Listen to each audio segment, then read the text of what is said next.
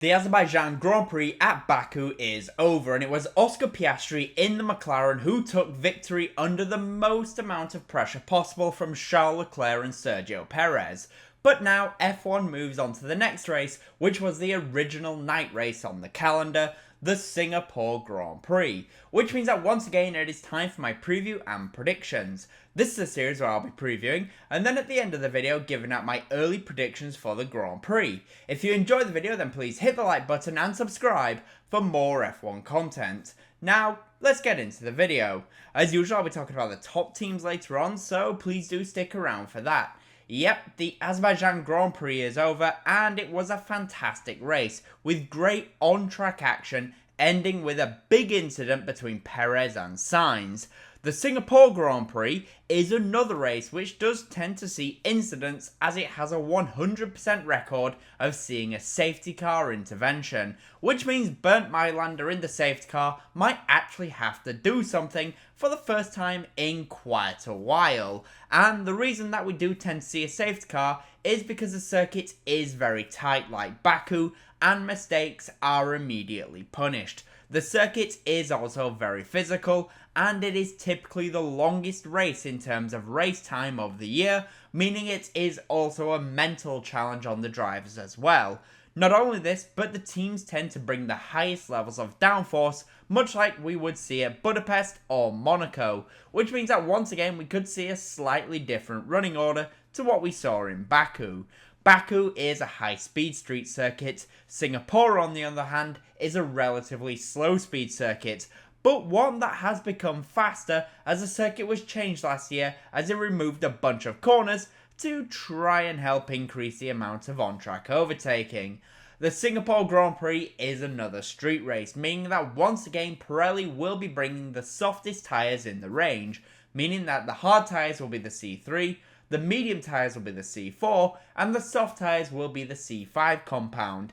Due to how difficult it is to overtake, we do typically only see one stop around here, but a two-stop is possible. And the two-stop allows the drivers to push much harder, as the race pace of a one-stop is very, very slow. And you can see that as last year there was a total of 25 pit stops, with the majority of drivers doing a one-stop, going from the mediums to the hard tyres. There was a couple of drivers who used soft tyres, but in general they are not a good race tyre at all.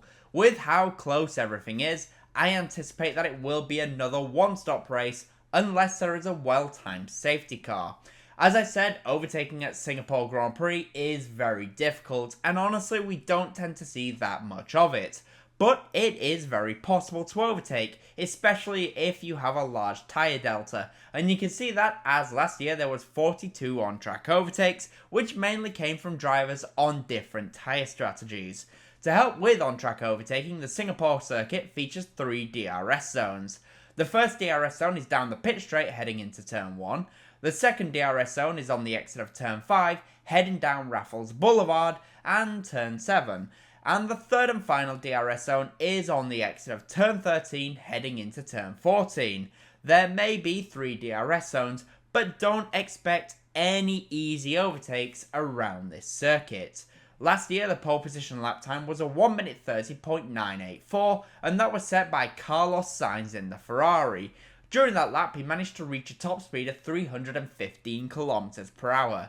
During the race itself, the fastest lap was set by Lewis Hamilton in the Mercedes, and that was a lap time of a 1:35.867, almost 5 seconds slower, despite Hamilton having boxed for a second time, showing just how slow the race pace typically is at Singapore. I just want to say if you are enjoying the video so far, then would really appreciate it if you hit the like button and subscribe for more F1 content. Now though, let's get back to the video and let's talk about the midfield. For Williams, the Azerbaijan Grand Prix was a fantastic result, as both Alex Albon and Franco Colapinto scored points, meaning that Colapinto has already done more for the team than Logan Sargent managed this year, and with that, Williams have jumped ahead of Alpine in the Constructors standings. Fernando Alonso in the Aston Martin was the top midfield driver, and going into Singapore, I can see once again Alonso and Aston Martin being the top midfield team, but I can also see Alpine having a better weekend as long as they don't have any power unit related issues, because the Singapore circuit should be one that suits them a little bit more, as they don't need to rely on the Renault power units quite as much as at other circuits like Baku and Monza. For Mercedes, they will be feeling quite happy as George Russell inherited a podium, which for them is much more than they would have expected. Teammate Lewis Hamilton had a very difficult race after starting from the pit lane due to taking a fresh power unit, and really he didn't have the easiest race coming through the field as he was battling Haas and Williams for a good chunk of that race. But Russell had a great race and managed to do a great job keeping the tyres alive and even managed to overtake Max Verstappen. Going into Singapore, I expect that we are going to see a much more resurgent Mercedes as it is a circuit where they have in recent years performed quite well. Last year, Russell was so close to pole position and I can see them being in the mix with McLaren and Ferrari. For Ferrari, the Azerbaijan Grand Prix was one that I do think that they should have won with Charles Leclerc. He did a fantastic job in the opening stint, opening up the gap. But after the stop for the hard tyres, Leclerc was too slow to get them up to temperature. And you can see that here as he bleeds time compared to Oscar Piastri right after the stop. But he did overall have a great race, even if he used up the rear tyres. And Singapore should be another race weekend where we see the very best of Ferrari. Last year they won the race, and they are looking like they're in a good position to be at the front again. The circuit is one that suits their car, and I do think Ferrari tend to like being on the softest tyres in the Pirelli range, as it works best with their car, given they tend to struggle to generate tyre temperature at least this year. Carlos Sainz had a huge incident with Sergio Perez, but honestly for me, it was nothing more than a racing incident. I think Ferrari will be in the hunt to try and win this weekend. For Red Bull, it is a little bit weird. In pretty much all of my videos, they have been the last team that I talk about, but they have now lost the lead in the Constructors' Championship to McLaren, as both Lando Norris and Oscar Piastri finished ahead of Verstappen, and for me, they cannot be happy with that. Norris started all the way down in 15th, but managed to beat Verstappen on track, and going into Singapore, I can see it being a tricky weekend for them. This was the only race they lost last year, and we have seen them all season long pretty much struggle with slow speed corners. Singapore itself has plenty of those slow speed corners, so I can see them potentially struggling to get the car to work as they would like. Because of that, I can see them being the fourth fastest car this weekend. But even if they are the fourth fastest, I can still expect to see some kind of miracle from Verstappen in order to minimise the amount of damage that could be done in the Drivers' Championship.